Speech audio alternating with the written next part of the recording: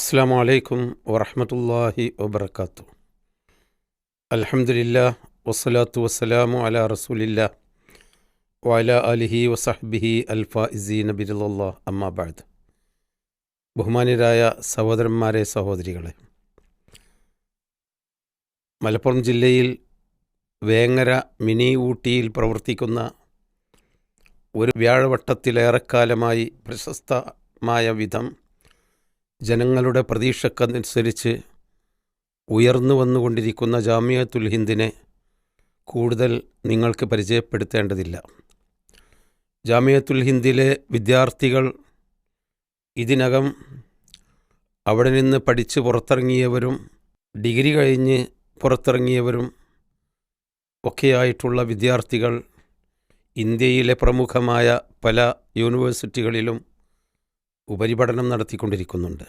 Saudi അറേബ്യയിലെ Jamiathul Islamia bill മദീനത്തിൽ Munawwara, മദീനയിലെ ജാമിയത്തുൽ ഇസ്ലാമിയയിൽ, ജാമിയ ത്വയ്ബയിൽ, മക്കയിലെ ഉമ്മുൽ ഖുറ യൂണിവേഴ്സിറ്റിയിൽ, ഈജിപ്തിലെ അൽ അസ്ഹർ യൂണിവേഴ്സിറ്റിയിൽ, ജാമിഅത്തു അൽ ഖസീം, സൗദി അറേബ്യയിൽ തന്നെയുള്ള ജാമിഅത്തു അൽ ഖസീം എന്നിങ്ങനെ വിവിധങ്ങളായ വിദേശ യൂണിവേഴ്സിറ്റികളിലും ജാമിയയുടെ മക്കൾ ഉപരിപഠനം നടത്തിക്കൊണ്ടിരിക്കുന്നുണ്ട്. അള്ളാഹുവിൻ്റെ അനുഗ്രഹത്താൽ ഈ കുട്ടികളും അവിടെ നിന്ന് പുറത്തിറങ്ങി നാട്ടിൽ വിദ്യാഭ്യാസ രംഗത്തും മതപ്രബോധന രംഗത്തും ആത്മാർത്ഥമായി ജോലി ചെയ്യുന്ന, നേതൃത്വപരമായ പങ്ക് വഹിക്കുന്ന കുട്ടികൾ എന്നും ജാമിയയുടെ അഭിമാനങ്ങളാണ്. അവർക്ക് വേണ്ടി നമ്മളെല്ലാവരും പ്രാർത്ഥിക്കണം, അവരുടെ വളർച്ചയ്ക്ക് വേണ്ടി.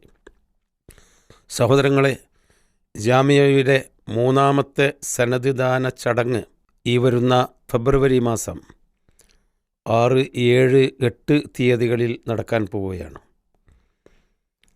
50-ലേറെ ആളുകൾക്ക്, നാട്ടിലുള്ളവർക്കും വിദേശത്തുള്ളവർക്കും സനദ് കൊടുക്കുന്ന ഈ മഹത്തായ ചടങ്ങ് ഏതൊരു വിശ്വാസിയെ സംബന്ധിച്ചിടത്തോളം സന്തോഷകരമാണ്.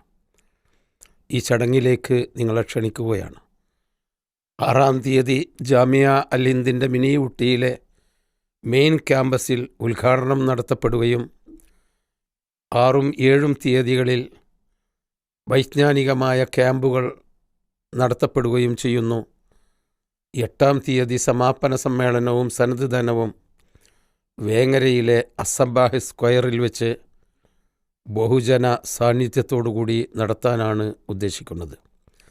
നിങ്ങളെല്ലാവരും ഈ മഹത്തായ സ്വപ്ന സാക്ഷാത്കാരത്തിൻ്റെ ദിവസം നിങ്ങൾ ഉണ്ടായിരിക്കണം, നിങ്ങൾ അവിടെ സംബന്ധിക്കണം. ഈ കുട്ടികൾക്ക് നിങ്ങൾ പ്രാർത്ഥനയും ആശംസകളും നേരണം എന്ന് പ്രത്യേകമായി ഉണർത്തുന്നു. അള്ളാഹു തൗഫീക്ക് നൽകുമാറാവട്ടെ.